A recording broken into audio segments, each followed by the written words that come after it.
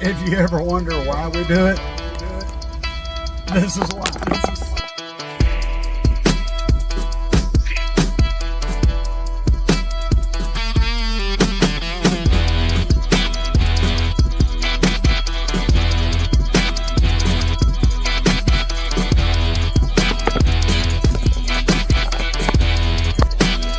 Everybody gonna get loud.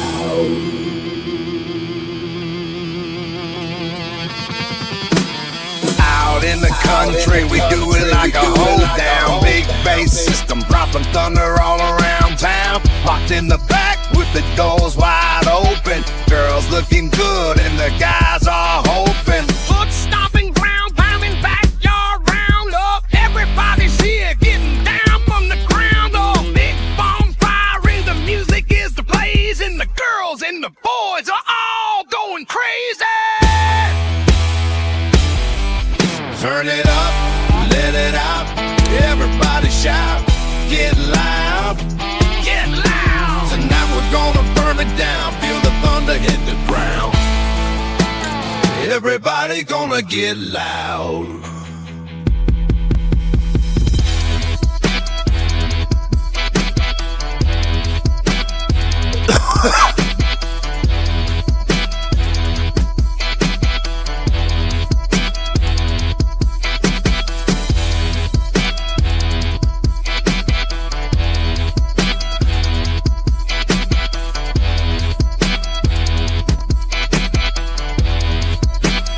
CA is gonna get loud. What's up, guys? What's up? What's up? What's up?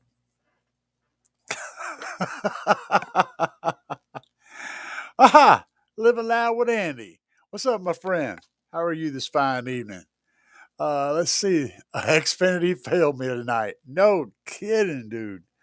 I'm on the 5G from Verizon. We got the, they have the 5G internet for your phone. Well, we got a modem that picks up the 5G, so I've been pretty happy with it for the last couple of years. It's been doing the bang up job.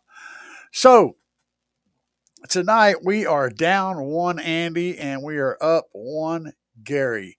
So we are living loud with Gary tonight, and I unfortunately do not have any square subwoofers anywhere in the building.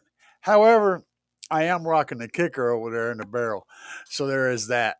And that thing is still doing an amazing job, guys. Still doing an absolutely phenomenal job. Let's see what's going on. So Bobby B said tonight's show brought to you by Uncle Bobby B. Bobby B. Bobby, I've been meaning to ask you, have you heard anything from El Fuego? Any updates? Because I have got news. Not about El Fuego, unfortunately. I don't know. We were talking about him earlier, though.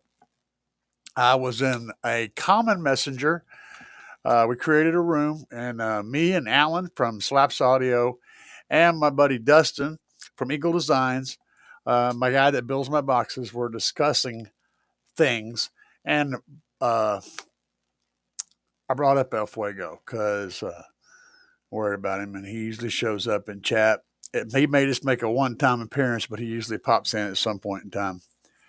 I'm really worried about him, and I hope I'm worrying in vain, but I'm worried nonetheless.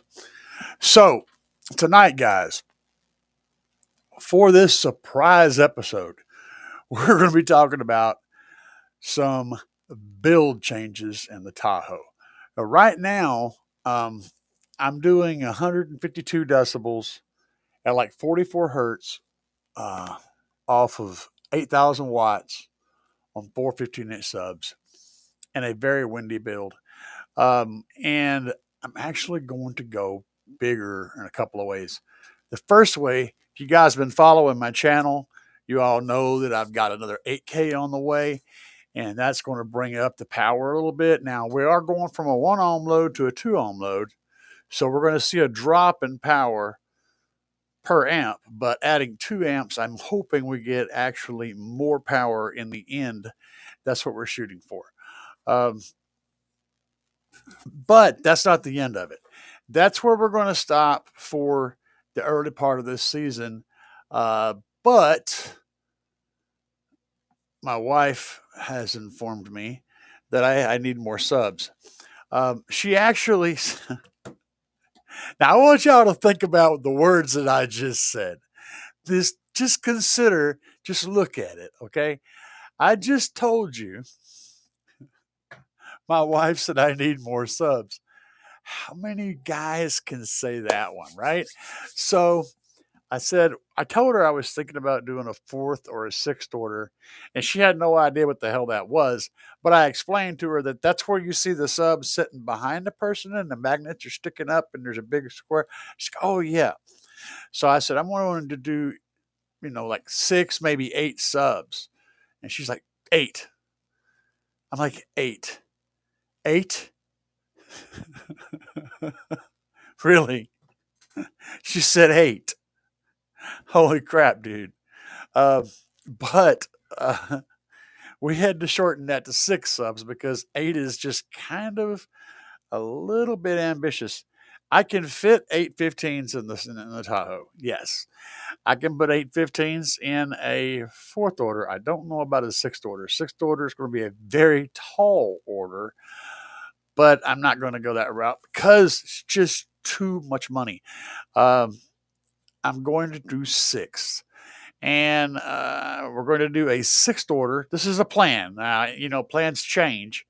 Um, my buddy Dustin at Eagle Designs is already talking about stuff like an eighth order. I don't know what that is. I can count orders, but I have no idea what the hell he's talking about. But it's complicated. And if we do an eighth order, he's going to have to build it because I'm not going to do it. I'm already going to struggle with a sixth, okay? Getting all the dimensions right. But we're looking at a sixth order with, hang on a second. I'll tell you precisely. So I know you guys are probably curious. Let me go back here. Go back in the conversation so I can make sure I get numbers correct. Uh, yeah.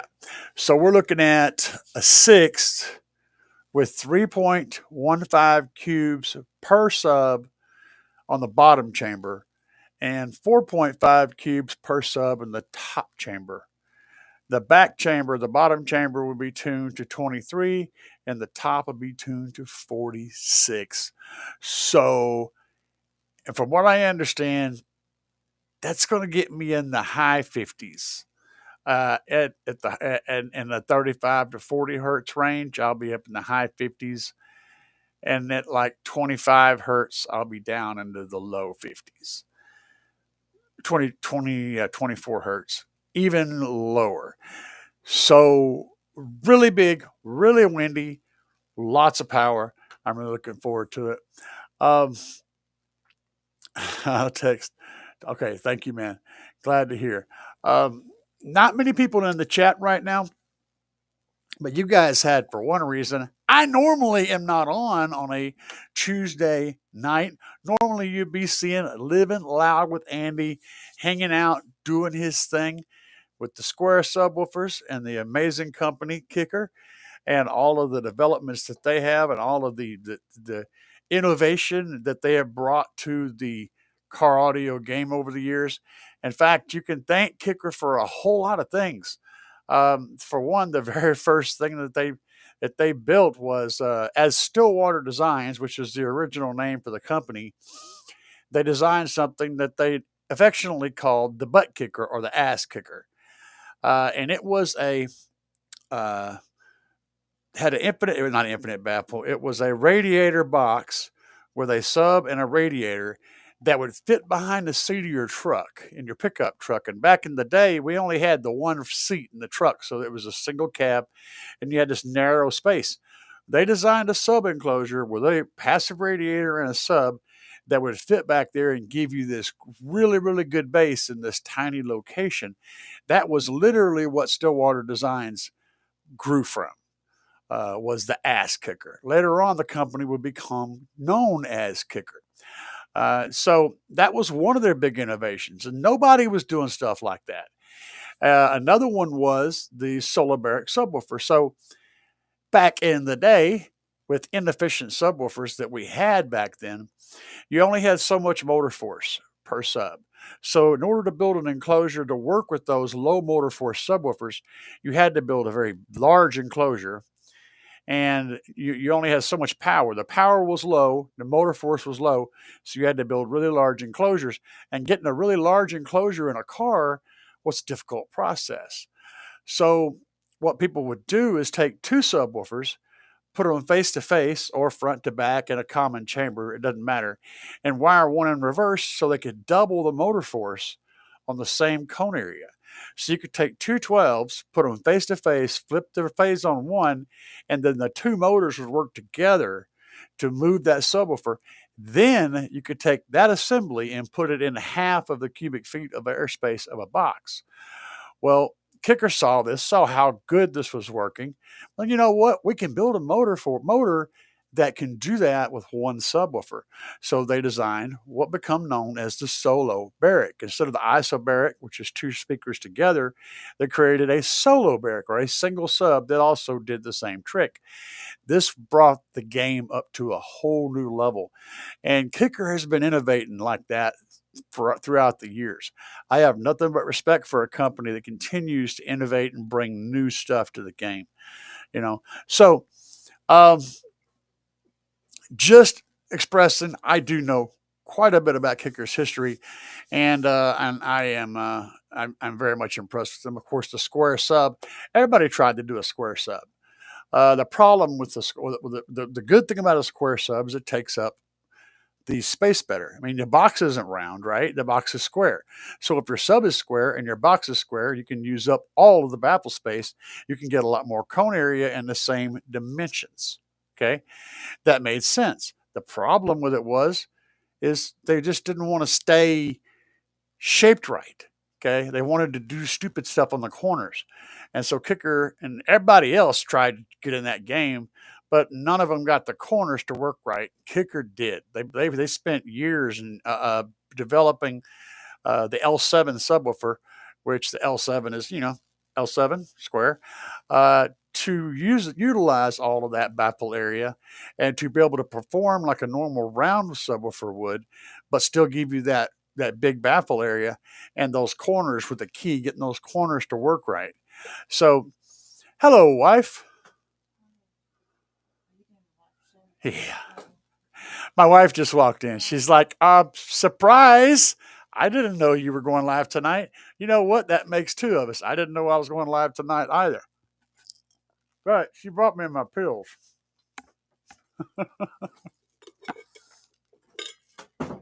Apparently, it's time for my meds. Um, let's see what's going on in here. Jason, see, I'm glad. I'm glad Annie showed up. Jason said, hello, everybody. And Jay Shipes popped in. He's clapping. Look, like I said, I'm no noob. I've been around the block a few times. I could tell you guys lots and lots of stories. Kicker, was it Kicker that did this also? Don't get me. Now, I may get this mixed up, guys. It was either Kicker. No, I believe it was Rockford Fosgate. Oh, Lord. I can't remember for certain. Who did the box that rocks? I think that was Kicker. I could be wrong. Let me look it up. I'm going to use Google for this one.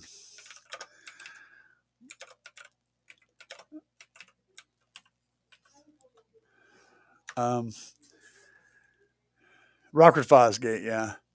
The box that rock. No, or is that? Yeah, I believe that was Rockford that did that. That was yeah. That was in the 80s and 90s. That thing was a big innovation too, although it didn't stick around.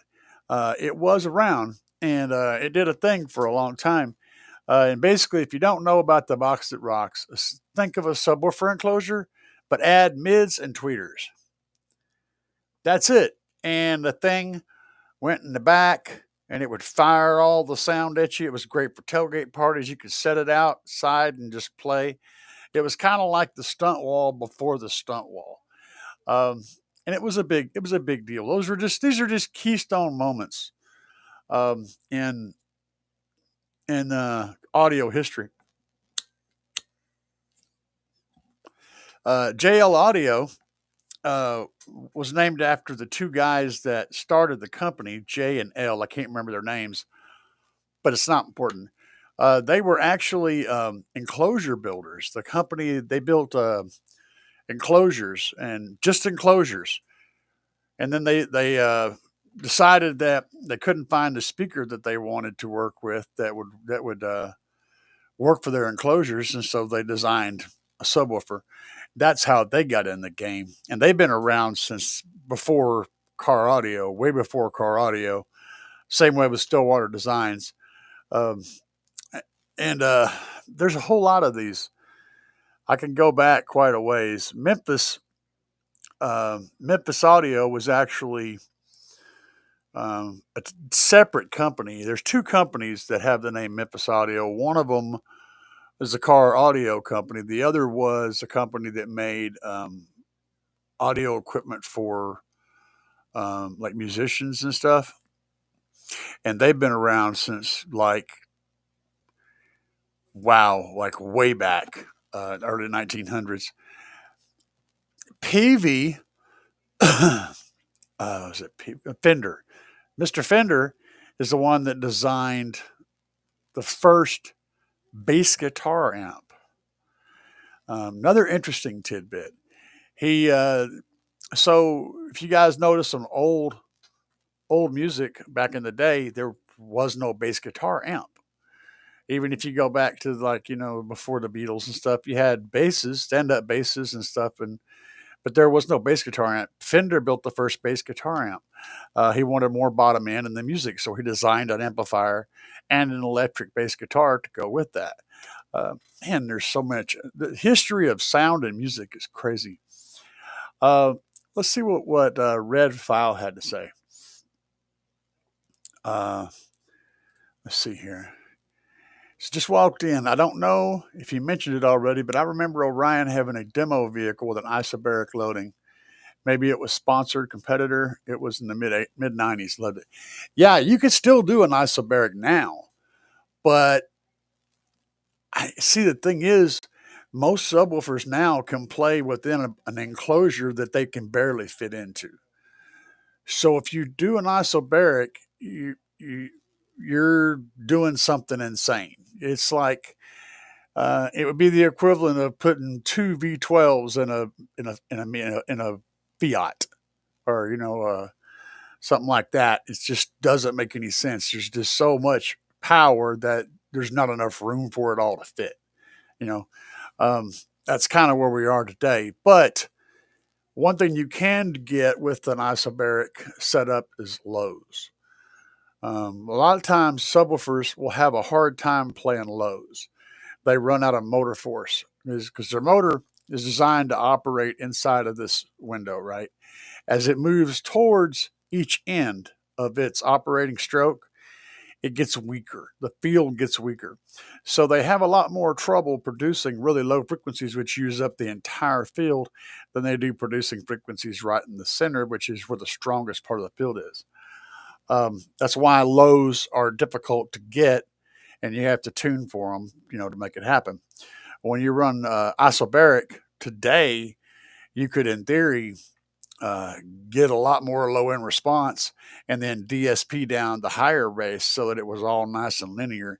You could use it for some kind of theater setup or some kind of crazy low monster with a couple of subs. So, yeah, it's doable. It's still doable. It's just not as big of a deal as it was back in the day. PSC popped in and said, "Hey, what's up? What's up, man? Um, oh, man. Hey, Square Subwoofers, you dang right, dude.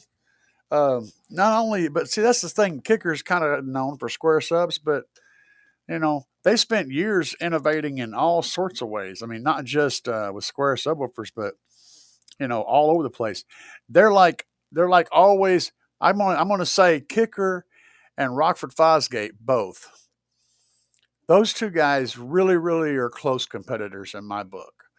At least they have been in the past because they were both there on the scene, in all the big builds and all the big cars and all the big crazy stuff. they were always there in the middle of all that. And Rockford, great company, has kind of stagnated. They've just sort of, you know, kind of like JL now is, sold out, and Rockford, I think, is still owned by the same people. I'm not sure, but they stagnated. I mean, when's the last time you heard anything cool from Rockford Fosgate? Seriously, I mean, like, you see Rockford posting on social media? Do you see Rockford talking about their new products or their new line of products? Do you see them anywhere on the internet at all? No. Kicker is everywhere, all over the place. And that's kind of the way they've always been. And those two guys used to run neck and neck, but now I think Rockford's just kind of sitting on their laurels and not doing anything, whereas Kicker has embraced the new times and is moving forward. So there's a whole lot to be said for that, man. There's a whole lot to be said for that. These guys are both dinosaurs, but some of them have continued to grow and others have just kind of, sit. Ah, that reminds me. Andy. Andy, Andy, Andy, Andy. Andy, I was waiting to hear about the light show. I guess I'm going to have to wait some more to hear about your light show. You have a brand new light show that you do on your demos.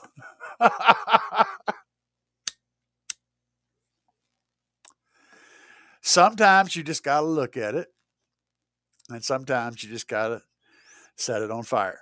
Um, I swear, I think if you guys don't know, Andy had a light show in his 18, and yeah, PSC mentioned that and reminded me, and thank you for reminding me. I swear, I think it looks like the leads are slapping something in there. It looks like the leads are hitting because it's so random. Usually, if you have a coil that's like lost its covering and it's like rubbing against the side of the motor, that's a constant spark, spark, spark, spark, spark, spark, spark, spark, like that, right? It's constant. You would see a steady, but what he was getting was like ka-choo, ka-choo, ka-choo, like that. It looked like leads slapping something. I swear that's what it looked like. I've seen that happen before. Back in the day, our tensile leads used to not be sewn into the spider. They used to just be flopping around down there. And if you putting the recon back together, if you got the leads a little bit too long or had them a little bit out of whack, occasionally the leads would be flopping around and they would touch each other and you would get a spark off of it. Um, and that's what that looked like to me. I don't know why that would happen, but that's what it looked like to me. I've seen it before, and that's what it looked like. I was hoping to hear about it, hear what it turned out to be, and how it's all going. But I know he'll get it. He's going to recon it. But Kicker, in their infinite wisdom, has built one monster subwoofer for modern times with a drop-in, bolt-in recon that you can do in the field. You can do it in minutes. Uh, and that I'm sure Andy's already got that sub reconed, but I'm also sure Andy, being the inquisitive nerd that he has already dissected that other cone and is figuring out what happened. Besides the fact that he put twice as much power on it as its rated RMS and demoed it all freaking day, full tilt boogie, no help, no given, right? So I know this, but it is what it is. I do want to talk about something that's going on over at GP Car Audio. You guys saw my one of my last videos, and they have a new subwoofer coming out. It's a Team GP V2 that is absolutely insane, and I want to talk about it because it brings up a couple of interesting things that nobody else is doing. And whenever you innovate, that's a thing. So I'm going to pull up the Undertaker V2 and we're going to go look at it. We're going to look at it. Now, understand that as far as I know, this is one of the most wicked subwoofers on the market. And I'm going to try to get over here and get you guys a look. We're going to go over here and look at it. Wait a minute. Wait a minute. How do we do this? I need Andy in here to run my freaking background stuff because I suck at this. All right, here we go. Undertaker, there we go. Bam, Bob's your uncle. All right, guys. Now, this is over here at GP Car Audio, And I want to show y'all something over here. This is the Undertaker V2, and we're going to talk about some cool stuff. By the way, you can get a loaded enclosure for $15.49. Yeah, it's a 12. These things are not cheap, but they are monsters. 5,000 watt RMS subwoofers, and they are bottomless. So GP has went through the trouble of developing uh, alongside of Sundown, and this is a Sundown audio basket. You see, they have special permission from Sundown to use this basket for the design. But what the development was is this motor. And I don't know how well you guys can see this motor, but it is massive. Tons and tons of power, and they've extended the field out to where this thing has like 4 inches of peak to peak throw, and handles 5,000 watts RMS. But that's not even the part that I want to talk about. That part's cool, right? That part's insane, but that's not the part I want to talk about. What I found really interesting, if I can get a picture of it, you see back here on the back of this, okay, there's these extra holes. There's little extra holes right here where that my little cursor is, right there. That's one. There's like 4 of them. Okay, so what these holes can do is they're going to be selling a. Is that a better shot? No, it's the same shot. They're going to be selling a extension for that. Check out this. Check out this thing. Look at this. That is crazy, guys. Holy crap! So on those holes, they're going to be selling a radiator that you can bolt on the back of this thing. It's basically an extended heat sink. So it's going to be able to uh, move and cool more efficiently and cool the motor more efficiently. That's one thing it can do. But you can also leave that heat sink off and get this, use the holes to create a back plate to run a brace in your box. So if you're mounting this sucker in an enclosure and you can run a brace from the back side of it straight back to the other side. If you're mounting it in this position, like in a fourth or a sixth, you could have that pole come straight down and bolt to the back of the subwoofer and put the pressure and the stability right on the subwoofer with the thing causing the movement, locking the whole thing in place. You could also, if you were doing a wall type of build, you could use that plate to build a plate behind it to hold the weight of the magnet. Whenever you insert it, slide bolts in the back and bolt it in place. It's very cool. Nobody else has done that I'm aware of, and absolutely blows my mind. And look at that. Let's just look at it. We got to look at it again. That's crazy. That's actually more than 4 inches, what you guys are seeing. It's rated at 4 inches of peak to peak throw. It's actually capable of a lot more. This subwoofer is a beast, guys. Let's see what's going on over here. PSC said he hadn't heard anything from Rockford since 1990s. Yeah, I feel you on that. Sky High Audio has their own subs, and that's just amazing. Sky High, I guarantee you, they can't compete with this thing. The Undertaker V2 is a monster, absolute monster subwoofer. And I've seen these things in person, guys. The camera doesn't do it at all. They're huge. I don't know. They're huge. And according to Tyler, one of the owners, 5,000 RMS is a safe number. He said that they'll probably be running double that or more in competitions. Absolutely massive. The sub doesn't bottom out. That's the point. Is it's a bottomless magnet, so it literally can't bottom out, which means there's all kinds of nasty things coming. And they're going to be a 12, a 15, and an 18. They're in production right now. You saw the prices. They're not cheap, but you know what really badass stuff is. So yeah, check them out. head over to GP Car Audio. I don't have any discount codes or any affiliate links of any kind with them, but you can always tell them I sent you. Um, Rob Richards popped in. He said, I just got 4 SSA Team EVL 18s, and my wife about killed me. You're a lucky man. I don't, dude, I swear, I know how lucky I am. My wife is awesome. She just walked in here a minute ago and brought me my meds. Had no idea I was going live. I had no idea I was going live until about 30 seconds before I went live. So there's that. And of course, we are Discount Living Now with Andy today. We're going to do our very best to answer questions and to discuss kicker, but I don't have a whole lot in the kicker department. So, what do you guys think about the 6th order closure that I'm planning? It's looking like we're going to be at 20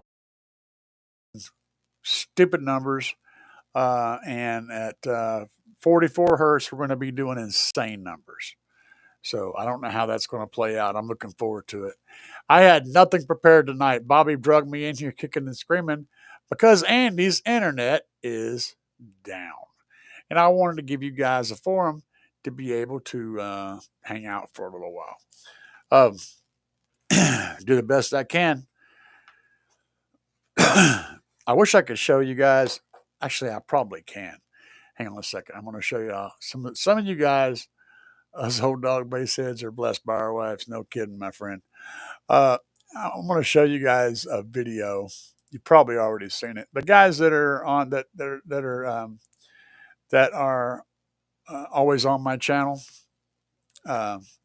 watching, they've seen this, but I can't play the audio because it will possibly cause issues. So we're going to do a audio-less version of this. Let me get this pulled up here because, yeah. But I want you to watch this girl's face. I was giving her demos yesterday, and oh man, it was awesome. She's really, really cool. Let's see here.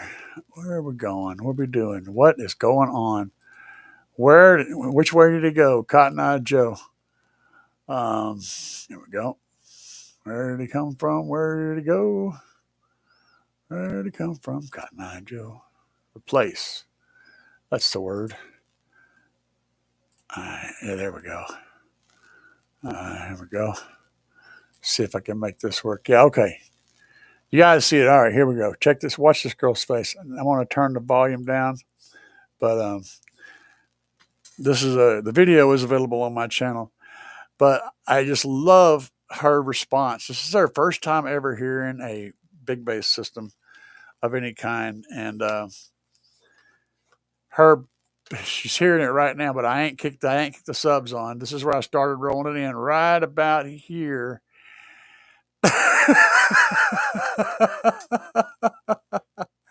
What's up, Franco Quaid?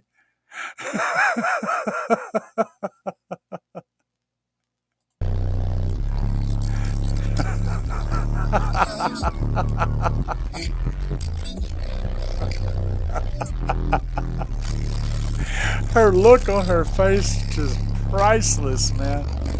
I love it.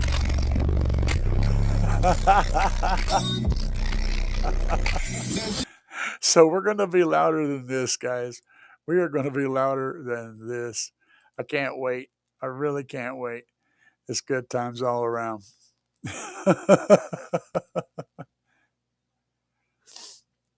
Who's popped up in here? Franco Quaid said, hey, guys. What's up, Franco Quaid? How are you doing, man?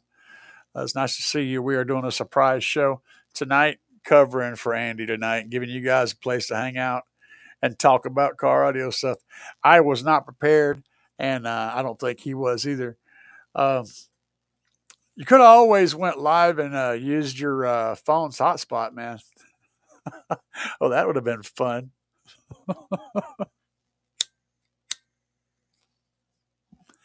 I could probably get through about half a show before I burned up all my hotspot. And I got a pretty good one. Uh, so anybody got any questions tonight? Because I'm kind of stuck. Like I said, I wasn't prepared. You are not prepared. Oh, I need help. Bobby, it's on you, man. Give me something. Give me some love. Bobby's done left. He's in there working on his car. He ain't even listening to what the hell I'm talking about anymore. Not even listening. Not even paying attention. What are you working on, Franco?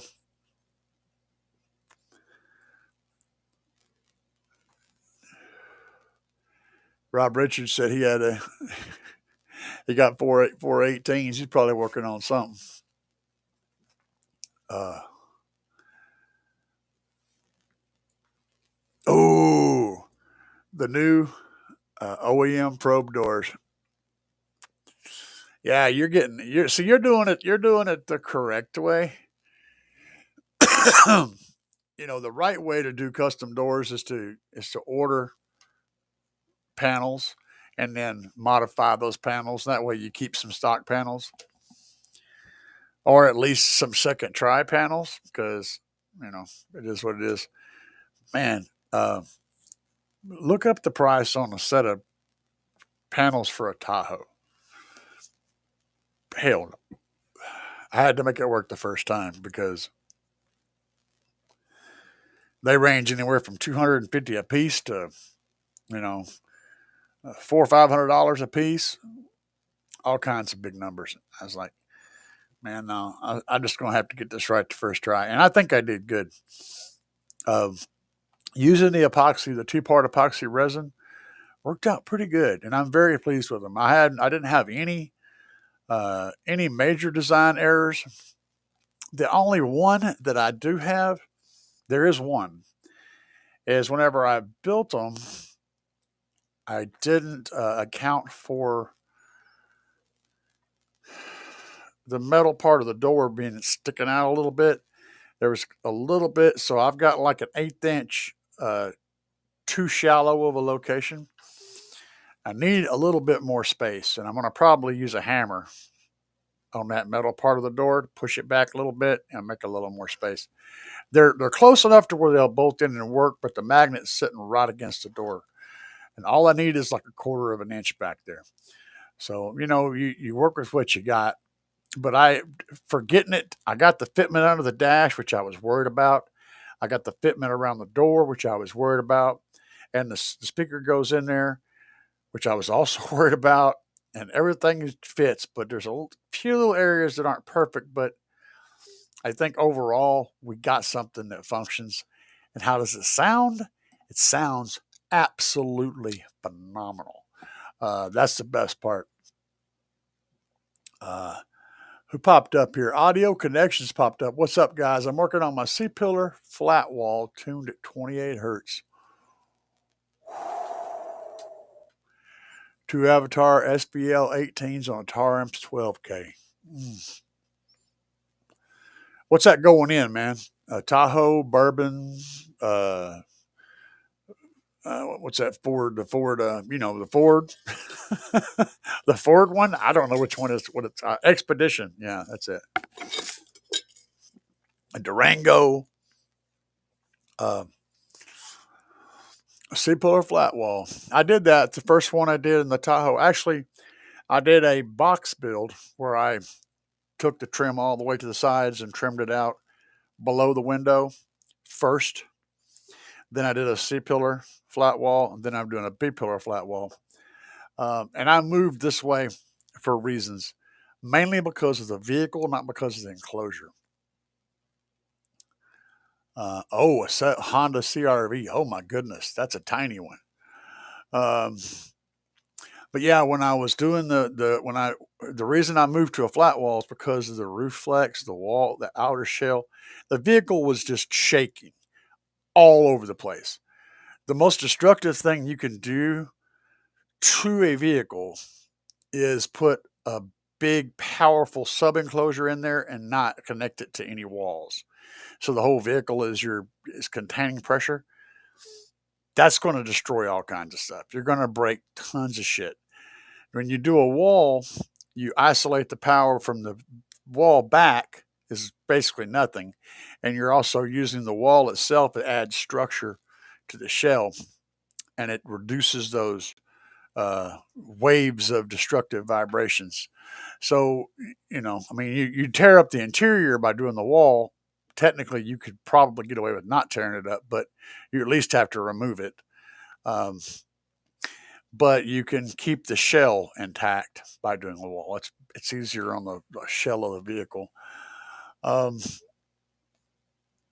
two U Series 18s going in a Franco said I got two U Series 18s going in a 2006 F-150, two cab 45s. I got my buddy Shannon.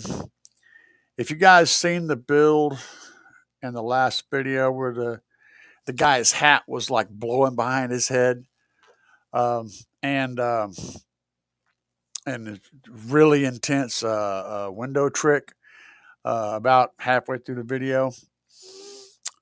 His expedition, he's running. I think he's running six Sundown. I don't know which ones they are, but they're some of the bigger speakers from a while back, and he's running those on six cab 45s. I'm pretty sure that's what those are, or cab, yeah, 45s, yeah, six of them. And he does like a 158 on the meter, but he's tuned for lows and does windy, explosively windy hair tricks and overall, demos and stuff. His meter scores in the high 50s, but that's not what it was built for. Let's see here, but yeah, he's running those things are solid. He's been running them for like 8 years, I think. I don't even know, forever. They just keep producing power, so they're doing a fine job. Um, let's see here. Two Avatar SVL 18s on a Taramps 12K. That's a big amplifier. That's going to be a busy set of subwoofers. It's going to be nice, man. Franco Quaid said, I got a 370 amp alternator with 64 amp hours of headway. Nah, it ain't that I don't like headway. I just don't like fires. Fires in my vehicle are not something I enjoy. I don't like fires inside my vehicle. I want fires in the fire pit and the grill, in the fireplace, places where a dumpster, fires go in those places. Fires don't go inside Tahoes. No, no, no, no. So that's what I don't like about them. They're sketchy as hell. Just run them with care. If you're running headway, you gotta be on your toes all the time, and by all means, absolutely no questions asked. Go on Amazon, buy a freaking fire extinguisher, and put that in your vehicle somewhere that's not close to those headway cells, somewhere that you can get to it quickly. Because you do not want to be in a situation where you have no fire extinguisher when they catch on fire. I did that. I had to put mine out with snow, a lot of snow. I kept piling snow in the back of my vehicle with my hands to get the fire out. And then I had to get some hedge trimmers to cut the battery cables to get the battery out of there because it was on fire and I couldn't get it to go out. Water doesn't put out headway fires, by the way. It will keep the rest of the vehicle from burning in the process, but it won't put the fire out. I had to pull that thing out. Then I threw it in the snow when it laid out there for like 2 months, and somebody finally come by and stole the damn thing, and I was glad they did because I didn't want it out there. I didn't even want to touch it. Didn't even want to look at it. I didn't want to look at it. Not at all. Um,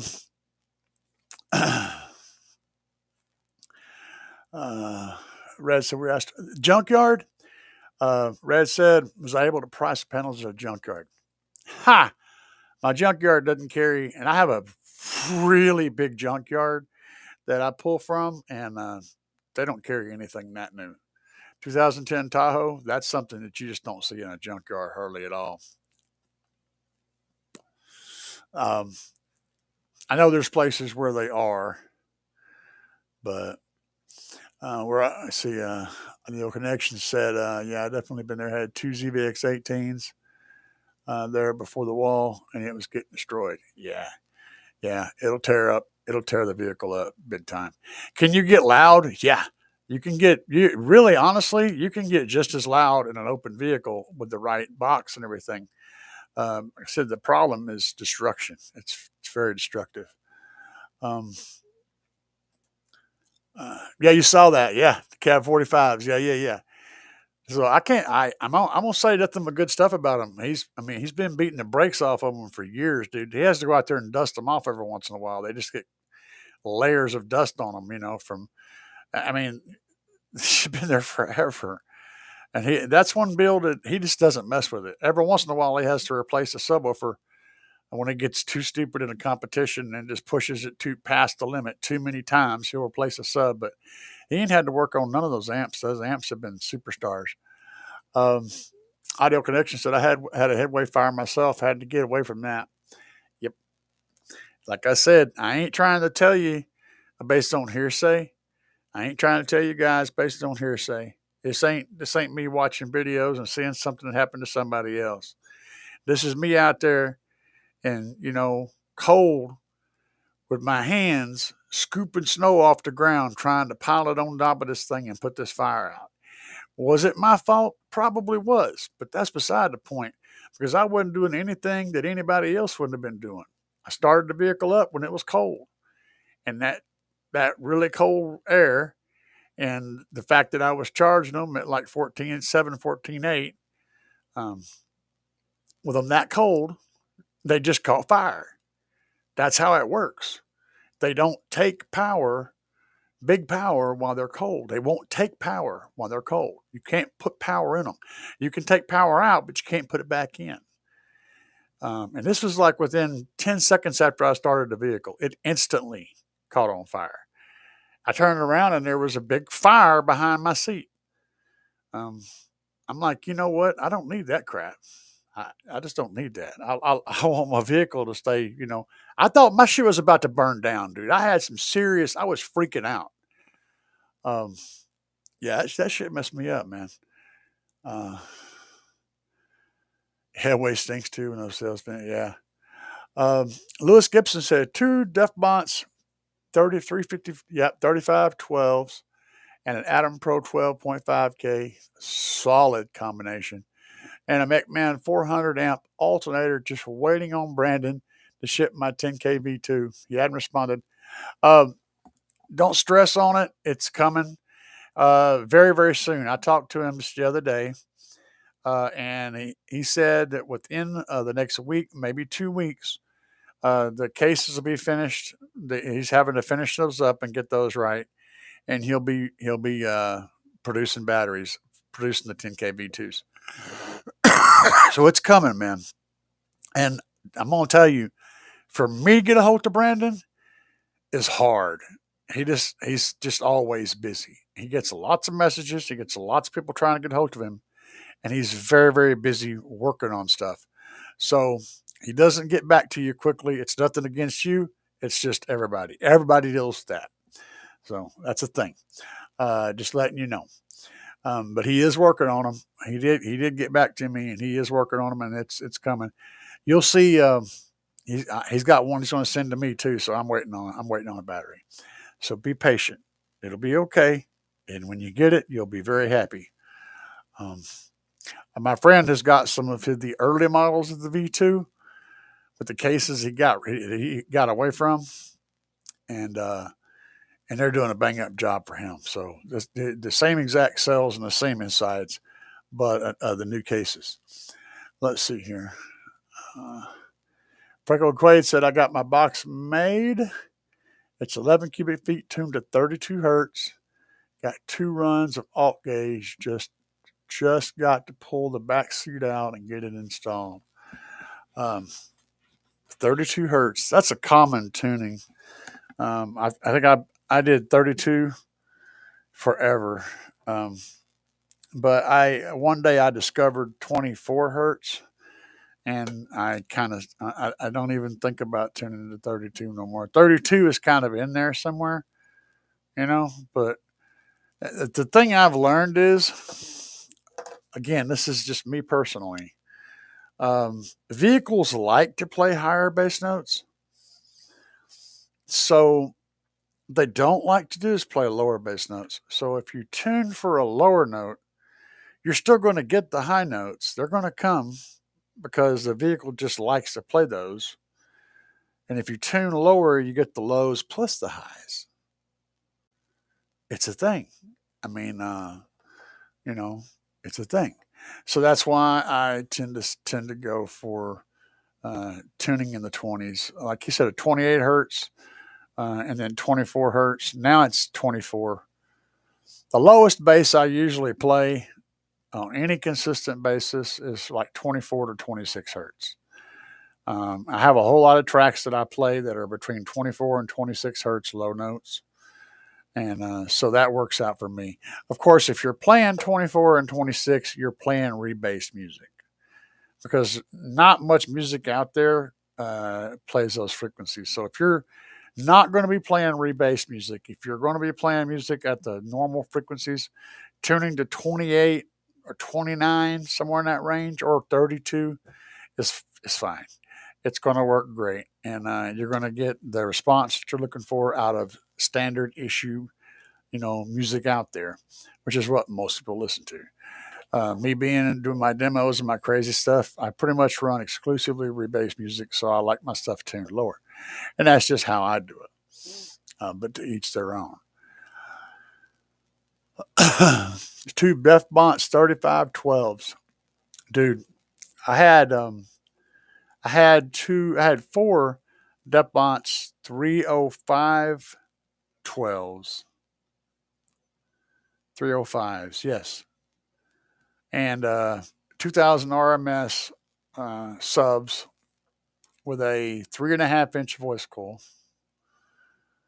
And I beat the shit out of those subs for like 2 years. And they went to another cat when I rebuilt the system that I've got now. They went to another cat, and he put them to work. He beat the shit out of them, and then he's turned around and sold them to another guy. I've been keeping track of them, and that guy's beating the shit out of them. Those subs are tough, man. They're great subs. Um, yeah, Audio Connection said, 24, 26, 28, great tuning area. I agree, man. That's just what I like listening to. There's some out there that are tuning much, much lower. I think Jerry over at Jerry Ain't Loud tunes for like 20 or 18. And he'll be playing 15 hertz. I got a 15 hertz track on my playlist on my Tahoe that I play just because sometimes someone wants to hear what super low sounds like. And you can't hear it. You can't hear the 15 hertz. Now, that 15 hertz track has a 15 hertz and swings up to 24. You can hear the 24 when it swings up to 24. You can hear that 24 come in good and hard. But as it dips back down to 15 hertz, it just, you see a lot of movement. You can feel wind. There's a lot of wind, and the subs move a whole lot, but there's no sound. It's like just no sound. There's nothing there. You can't really feel any vibration from sound either. If you guys want to know what the track that I'm talking about is, it's called Breaker Breaker 19, and it's, I believe, one of DJ Hertz or Redbeard's remixes. Maybe, I don't remember. But it's 15 hertz to 26 hertz. Breaker Breaker 19. It's a cool song. I want to get that at a higher notes. I want to get it somewhere in the, like 24 to 26 hertz range. The whole like 24 to 30 something, because I really like the track. It's just so low, so low. So yeah, 24 is about as far down as I like to try to go, and that's where I pretty much stop doing anything. But this new enclosure that we're going to be putting in the Tahoe, and I'm debating on when I'm going to do this. I'll probably start building it well before I'm actually going to put it in. And then I just got to figure out where I'm going to put it until it goes in. Maybe in the living room.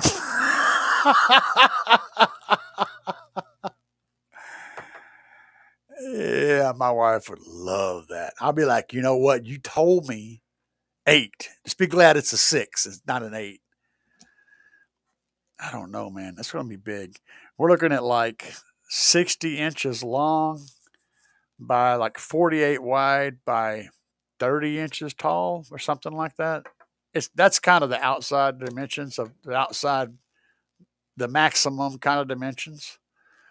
That's a big old box, man. But I want to have it built. I want to have it built and functional before I do the tear out on the Tahoe because I don't want to have it down that whole time. I want to get the subs in, the extra subs in, have them sitting here ready to go. I've already got the second amplifier coming. It'll be here in a few days. And I want to have all the wood and then actually build the box. I suppose I could, if I build it out of ply, it'll be all right in the driveway. I can just hang the tent. I got a 12 by 12 tent top in there. I could put that over the top of it, and it would be all right. Standing up here in the drive up against the wall under the carport. My wife would love that too. But you know, it's better than the living room, right? I mean, that would be cool though. I could build it and just have it standing out there. I want to have it ready to go in. And then I'm going to start to tear out. And I'll probably do this courageous, crazy shit right here. I'll have it ready to go in. And I'll start to tear out the same day. I'll pull everything out and get that box back in before I shut down for the night. And the next day, I'll get out there and start fiberglassing it. Getting that fiberglassed up to the B pillars so it's sealed up. I really enjoy the build. Let me tell you, now the best part of doing this crazy shit isn't the bass. It's really not. It's two things. It's the build, it's the design, the build, experiencing it for the first time, getting the new feeling for the new thing that you just did. It's seeing the people smile and laugh and go crazy in the passenger seat when you're giving demos out.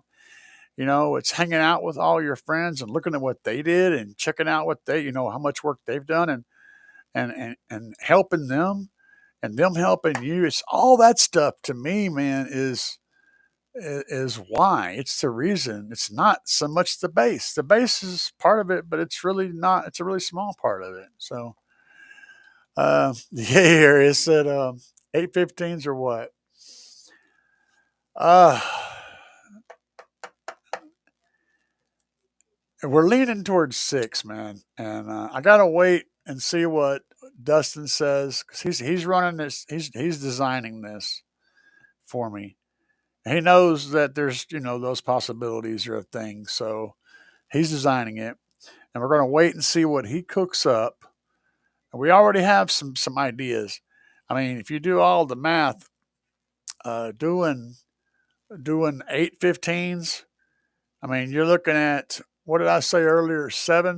Over 7 cubes per sub because you got you got you got 3.15 cubes in the sealed chamber or the bottom chamber, not the sealed chamber, and 4.5 cubes in the top chamber per sub. That's that's pushing that's 7.5 cubes per sub. Um, that's a lot of airspace, man. And going with 8, what's that? 63.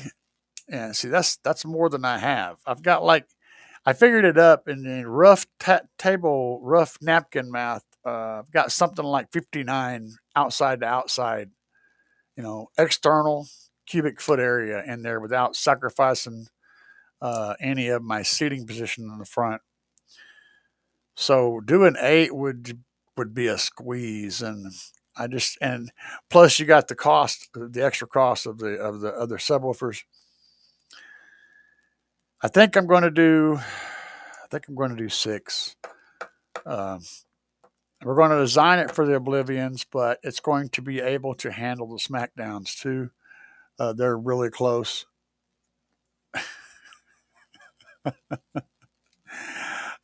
Yeah, blow those eardrums out right. You got to keep the earwax clean out of the ear canal. The best way to do that is with bass. Bass in your face all over the place. So, yeah, we're working it over, and I got a video coming out where I'm talking about all this stuff. You guys are getting it early because, I always spill the beans on live shows about things that are in the works, but uh, I'm not sure about the ohm load yet on the 6. I think it's going to be 0.66, but it could be the other way around. So I'm thinking about running two amps, 1 amp for 3 subs for now, and then in the near future moving up eventually to 6 amps. Just got to get that money, you know what I'm saying? Because it didn't grow on trees or anything. But yeah, bass. Yeah, and I agree, man. 6 is perfect. I think 6 will give me a little bit of wiggle room on the box, and wiggle room is good because I need somewhere to put batteries, and I allowed for a battery placement underneath the enclosure. I need somewhere to put amplifiers. They're going to probably wind up going on the back wall like most people do. I might do my mids and highs on the side or something. I don't know. I don't know anything yet. It's all up for grabs. And I'm not sure when this is going to happen. It may be quite a bit later in the year. That's what I'm thinking about. It's what I've been thinking about is doing it like toward the end of the season when it's still not cold yet, but we're done the last show for the season. That's kind of what I got in my brain, but that doesn't mean it's actually going to make it to that far because I get that itch, when I'll be down at the Home Depot picking up plywood, and it'll just start, and I'll be halfway in the middle of it going, what the hell did I just do? Bass. I did bass because bass. That's how it works, man. That's just what we do. The whole process and everything about it is therapy for my brain, and it makes me feel better. Being able to drive down the road and slam, blowing the wind and harassing cars around me and getting those crazy looks from the grandmas, when they're over there and like side-eye looking my ass and shit. I love doing that. And then when somebody pulls up beside me and I got it turned down pretty low and they drop the hammer and I just look over at them and I go, and I give it a true plate full of beans. They're like, oh. So, yeah, all of that, plus the demos, plus the process, it all does good for my brain. Plus the physicalness of building and getting out and doing all the stuff. All those things are the reasons. There's a whole lot of reasons why. Why do you do any hobby? Why have any hobby? Why go fishing? You can go to the store and buy fish. Why go hunting? You can go to the store and buy meat. You don't need to do any of those things, but you do them because you enjoy it. And that's it. I mean, that's the whole point. Anyway, guys, yeah, Harry said, I can't wait. Don't lie. You're right, man. You're right. All right. But I hope you guys had fun tonight. I had fun hanging out with y'all. Do you have any more questions? If you do, I'll hang on and answer them. If not, we're about to talk to the duck. Duck, duck, duck.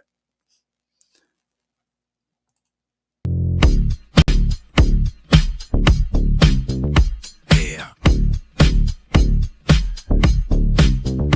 Yeah.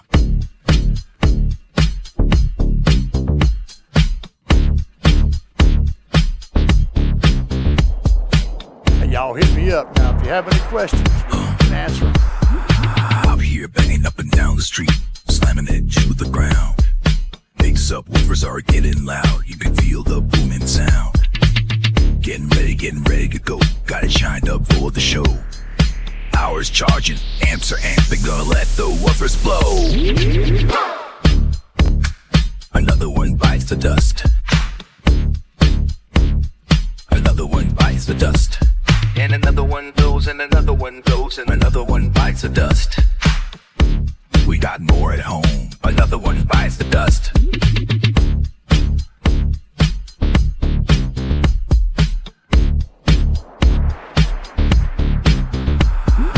Eyes are glowing and the amp smoking. Subs are cherry red. Let me keep jamming, gotta keep the bass slamming. Gonna go hard till they're dead. Full power, gotta let it go. 20 hertz in the floating hair. Sparks are flying, voice cords are frying, and the smoke is in the air. Another one bites the dust. Another one bites the dust. And another one goes, and another one goes, and another one bites the dust. Hey, we got more at home. Another one bites the dust.